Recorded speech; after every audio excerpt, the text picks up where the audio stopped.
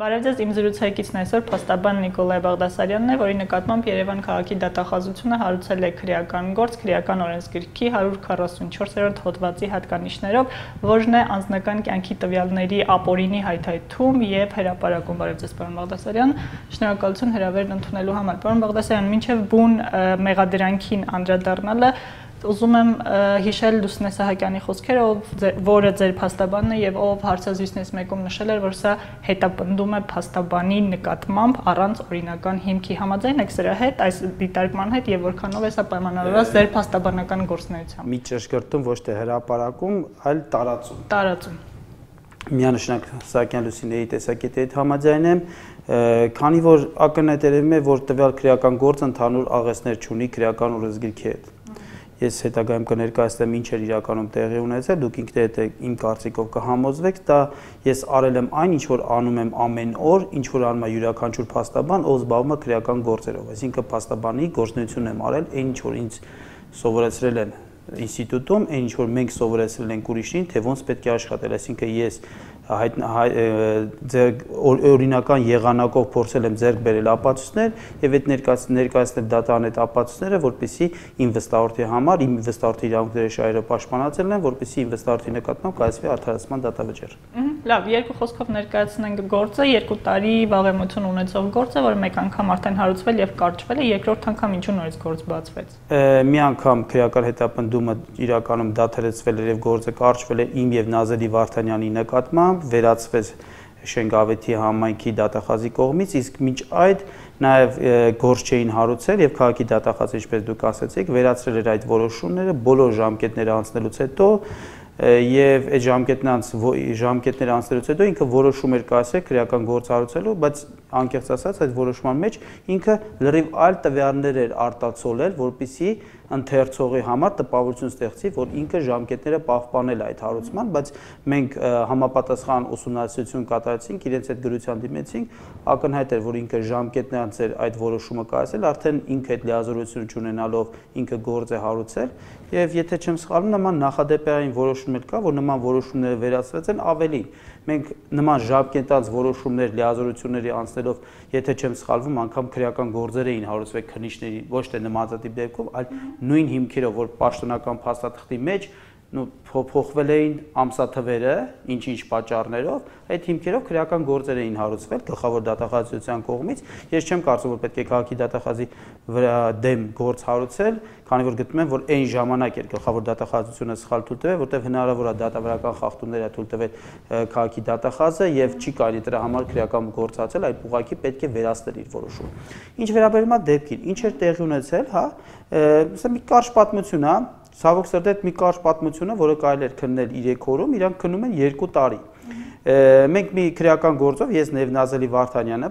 պաշտպան էինք հանդես գալիս եւ շատ կասկածելի էր միակ ականատես վկայի, որը իմ պաշտպանյալի դեմ ցուցմունք է տալիս, իր վարքագիծը, որտեղ ինքը երբ որ ցուցմունք է տալիս, ինքը չէր գիտակցում որտեղ է գտնվում, ինչա տեղի ունեցել, ինչի վերաբերյալ են իրան հարցակնում։ Եվ այդ կասկածալի վարքագծի ստուգելու համար մենք դիմեցինք տարբեր պետական մարմիններ, որպեսզի ստանանք պատասխան, նաև գործում կար տվյալներ, որ ինքը առաջի կարգի հաշվանդամ է, եւ այդ դիմեցինք տարբեր պետական մարմիններ, որպեսզի ստանանք տեղեկատվություն նրա այն մասին, թե արդյոք նա տառապում է հոգեկան հիվանդությամբ, թե ոչ։ Նման բանալելու իրավունք ունեիք։ Իհարկե իրավունք ունեի։ Օրենքով սա այն ձևն է, եղանակն է, որով պաշտպանում է իր վստահորդին, այսինքն եթե ես այդ ձևով չհավաքեմ ապացույցներ, այլ եղանակով չեմ կարող հավաքել։ Այդ նույն բանն է, որ քննիչին հարցել, ինչի ես դու հարցաքննում մարդկանց, ինչի ես հարցումներ կրկում, ինչի ես ապացույցներ ձեռք բերում։ Քննիչը ձեռք է բերում քրեական դատավարության զգուկով նախացած իր ընթացակարգով, ես իմ ընթացակարգով։ Իմ ընթացակարգի պաշտպանի ընթացակարգի վերաբերում է դա հարցումներ անելու, մասնավոր անձանց իրենց համաձայնության դեպքում հարցման ենթարկելու։ Ես օգտագործել եմ այն օրինական եղանակը, հարցում եմ արել, հիմնարկներից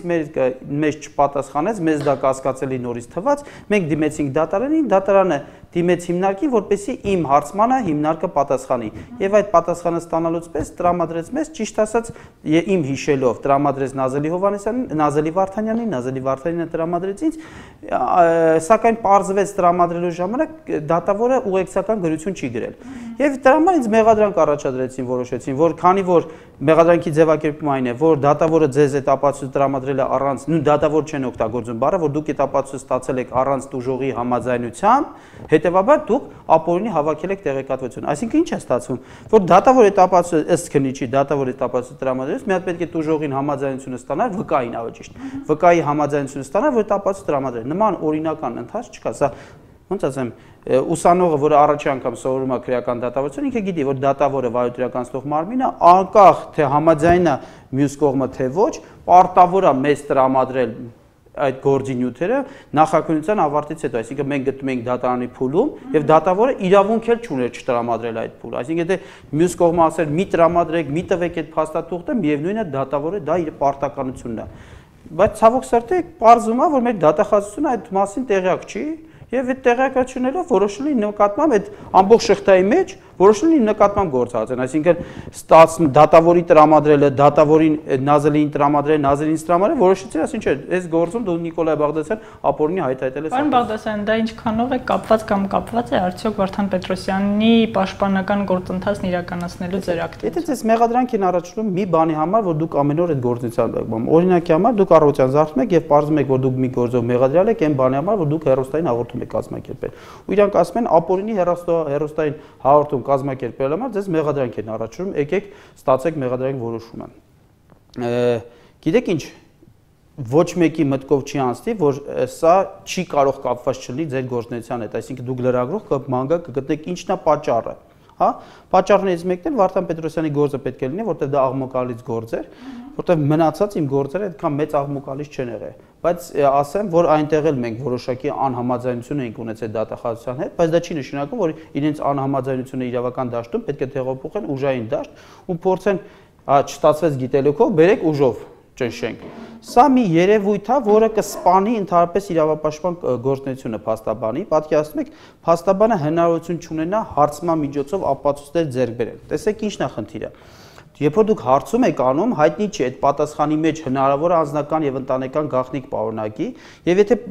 փաստաբանը ինչ են ասում, եթե նման կասկած կա, մի հարցում արա, մի պարզի, բայց եթե փաստաբանը հարցում չանի, ապացույց չհավաքի, ինչպես է իր պաշտպանյալին պաշտպանելու։ Եվ մյուս խնդիրը իրանք ասում են ստացար ապացույցը մի տարածի, մի հրապարակի։ Ինչ է ստացվում, քրեական դատավարության զգեքի ուղղակի նորմ կա, որ դեպքում իրավունք ունեն իրենք պատասխանատվության ենթարկել այդ թվում նաև պաշտպանին կամ դատավարության մասնակիցին, ինչ թվում է դա ձեզ հայտնի է քաչ, երբ որ ստորագրություն են վերկալում չհրապարակելու մասին, այսինքն դեղ ընթացակարգը ինչպես է, նմանատիպ ես գործեր ունեմ, երբ որ հրավիրել են ինձ, ասել են ստորագրություն տուր, որ դռնփակ դատական նիստ է սահմանել, եթե դու դռնփակ դատական նիստից հետո հրապարակեցիք, դու քրեական պատասխանատվության կհետարկես 144 հոդվածով։ Այսինքն մի դեպքում դատավարական ուզգիքը ասում է ստորագրի նոր պատասխանատվության կենթարկեն, այս դեպքում իրանք ասում են ստորագրել ես, չէ ստորագրել, մեկ է քեզ քրեական պատասխանատվության ենթարկում, ասում բայց ինչի, չէ՞ որ ես օրինական ամեն ինչ արել եմ, եթե չկա նախազգուշացում, ուրեմն կարելի է հրապարակել, եթե կարելի է հրապարակել, ուրեմն իմ գործողությունը օրինական չի։ Ասում է ճիշտ է, օրենքով դու իրավունք ունեիր հրապարակել այդ տվյալը, բայց դու արել ես դա անօրինական։ Ինչի համար օրենքով իրավունք ունեիր, բայց անօրինական։ Քննիչը չգիտի ինչի համար։ Որովհետև ինքը որոշումը կայացրել է դատախազը Շենգավիթի համայնքի, ինքը ներկայացրել է հետևյալ միտքը, որ ես դա հրապարակել եմ, ընդ որում ինքը ոչ թե մամուլում է նկատի ու հրապարակել, այլ դատարանում հրապարակել եմ դատարանում նպատակ ունենալու նսեմացնելու տվյալ անձի իրավունքները եւ շահերը, իր արժանապատվությունը, ոչ թե պաշտպանելու իմ վստահորդի։ Իսկ խնդիրը ինչու էր կայանում։ Մարդուն դատապարտել են միայն մեկ ցուցմունքով, որը տվել է մի վկա, որը հոգեկան հիվանդություն է տառապում։ Հիմա դուք ինչ եք պատկերացնում, ես ունեմ այս ապացույցը, որը այդ ապացույցը չեղեցնելու ժամանակ, եթե այս ապացույցը չլինի, իմ պետքա վստահորդից արդարացնել, ես չպետքա միջնորդություն անեմ, ես չպետքա պայքարեմ իմ վստահորդի իրավունքների համար։ Այսինքն իրանց գաղափարը, իրանց միտումները, ակնհայտերում է, որ օրենքի հետ այս ընդհանուր աղերսներ չկա։ Խնդիրը իրանց անձնական շահի կամ չգիտեմ ամբիցիաների կամ չգիտեմ դատախազությունը ինչ որ մի բանից նեղացել է, գործում են sense պատասխան տալ։ Պարոն Բաղդասարյան, դուք առաջինը չեք, որի նկատմամբ քրեական գործ է հարցում, Տիգրան Հայրապետյանն էլ մեղադրեցին սադրիչ հարցեր տալու բանով մեղադրանքով ստացվում է, որ թիրախավորվել է դատախազության կողմից թիրախավորվում է փաստաբանների ինստիտուտը։ Ինչով են խանգարում փաստաբանները դատախազությանը կամ դատախազության աշխատակիցներին։ Ասեմ ձեզ, եթե դուք ուսումնասիրեք Տիգրան Հարապետյանի որոշումը եւ քննիչի որոշումը, որով իմ նկատմամբ եւ Նազելի նկատմամբ քրեական հետապնդումը դադարեցրել ենք, բովանդակային առումով տարբերություն չկա ըստ էության։ Ինչի՞։ Տեսեք, երկու դեպքում էլ եւ Տիգրանի դեպքում է եւ մեր դեպքում էլ քննիչը որոշում էր կայացրել, որ ասում էր, որ իրանք գործողությունը ուղղված է եղել Տիգրանի դեպքում ոչ թե խոչընդոտելու քննությանը, այլ իր վստահորդի շահերը պաշտպանելու, մեր դեպքում ասված է, որ ոչ թե ուղղված է եղել մարդու արժանապատվությունը սեմասնելու, այլ իր վստահորդի շահերը պաշտպանելու։ Ավելին, մեր գործով քննիչը գրել է մի նախադեպի վրա էր հղում կատարել Եվրոպական դատարանի, որտեղ ասում էր, եթե փաստաբանը գործում է իշա արդարադատության շահի, այսինքն ինքը ամեն ինչ անում է, որպեսզի իր վստահորդի շահերը պաշտպանի, որպեսզի իրեն արդարացնի, այստեղ ավելի ցածր է մարդու արժանապատվության այդ ընտանեկան գաղտնիք համարվող ապացույցը, որովհետև դու առաջնահերթ պետք է նայես արդարադատության շահ ինչ է պահանջում, հա։ Եվ երբ որ մենք համեմատում ենք այս գործերը, մենք տեսնում ենք, որ տենդենսը նույնն է, այսինքն նույն ձևակերպման գտնում ենք քրեական օրենսգրքի մեջ մի հոդված, որը թեպետ ձևական առումով ինչ որ աղեստեր ունի այս գործերի հետ, բայց բովանդակային առումով իր հանցակազմի տառերը չեն համընկնում, հա, եւ փորձում է դատախազությունը ինչ որ մի քայլեր անի ի պատասխան փաստաբանի գործողությանը։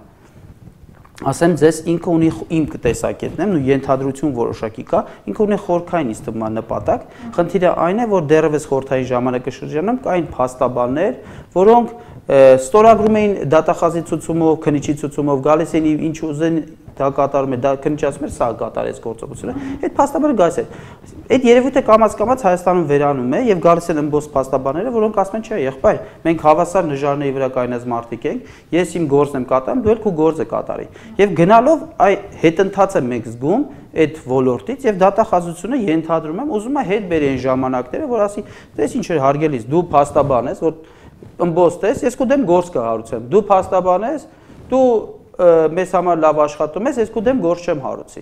Այսինքն այստեղ ինքը փորձում է վերականգնել այն խորհրդային ժամանակաշրջանի իրավիճակը, ասեմ ձեզ Ռուսաստանում հիմա այդ պահպանված է այդ իրավիճակը, կան փաստաբաններ, որոնք ինչ որ մի գումարի դիմաց քննիչը վճարում է, իրանք գալիս են սախտերից տակ ստորագրում են եւ գնում է այդ փաստաբանի նկատմամբ բնական է գործը չեն հարուցի։ Իրանք դիտարկել են ինձ ու Տիգրանին այն փաստաբանից, որ չենք գումարի դիմաց չենք գա իրաց ստորագրենք ինչ որ իրանց անօրինականությունը չենք թաքցնի, իրանց թույլ տված խախտումների մասին մամուլի միջոցով կբարձրաձայնենք, հիմա էլ փորձում են այս միջոցով լրացնել ինձ, բայց իրանք չեն հասկանում, որ այս միջոցով սպանում են ընդհանուր փաստաբանությունը Հայաստանում։ Եվ դա որքանով է վտանգավոր արդարադատության համար են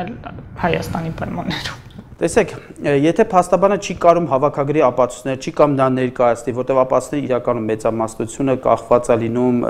է լինում ընտանեկան եւ ազնական գաղտնիքի, որտեղ եթե դու ուզում ես վիճարկես ինչ որ մի վկայի ցուցմունքի արժանապատվությունը, պետք է դու խորանաս տեսնես այդ վկան որտեղ ինչ գործով անցել, ընդունենք ինչ որ միտեղ խաբել է պետական մարմինին, այդ ապացույցները հավաքագրելուց իրանք միշտ կդիտեն դա քրորեն բաժելարակ։ Ընդ որում ասեմ ձեզ միջազգային պայմանագրերով եւ փաստաբանության մասին օրենքով պաշտպանված է փաստաբան, ասում է փաստաբանին չի կարելի պատասխանատվության ենթարկել, ինքը տարբերվում է հասարակ քաղաքացու, այսինքն եթե լինեի հասարակ քաղաքացի այդ նույն գործողությունը կատարի, ինչ որ մարդու անձնական գաղտնիքի համար տեղեկացիոն հրապարակել, ես միանշանակ քրեական հետապնդման պետք է ենթարկեմ, բայց երբ որ ես փաստաբան եմ, քննիչ եմ, ոչ փաստաբանի, ոչ քննիչին չի կարող դրա համար քրեական հետապնդած է։ Եվ տեսեք, նույն ձևի ասեմ, ինչ կլինի, եթե քննիչներին թույլ չտան ապացույցներ հավաքելու։ Կլինի այս գործում հանցագործության բացատրում, չէ։ Եթե փաստաբանին թույլ չեն տալիս ապացույցներ հավաքելու, չինի փաստաբանություն, եթե չեղավ փաստաբանություն, չինի արդարացություն, կլինի մի հատ դատախազություն, որը կասի մածոնը սև է, ոչ մեկ ձեն իրավունք չունի անել, այն կլինի այն ինչ որ Ադրբեջանում ասեմ ձեզ, Ադրբեջանում բան չի տարբերվում, այնտեղ փաստաբանական ինստիտուտ գոյություն չունի, ընդ որում ամեն ինչը սկսվեց մարդկա փաստաբանների նկատմամբ այսպեսի քրեական գործեր հարուցելու, իսկ այնտեղ իրաց փաստաբանների պալատը չպաշտպանեց այդ փաստաբաններին դատեցին եւ այնուհետեւ ունեցան այն ինչ որ հիմա ունեն, իրանց մոտ այնտեղ փաստաբանություն գոյություն չունի։ Հուսամ Հայաստան չի գնա այդ ճանապարհով։ Շնորհակալություն պարոն Բաղդասարյան եւ հաջողություն ձեզ ձեր փաստաբանական գործունեություն իրականացնելիս։ Շնորհակալություն նաեւ ձեզ, շարունակեք հետեւել Civilnet-ին։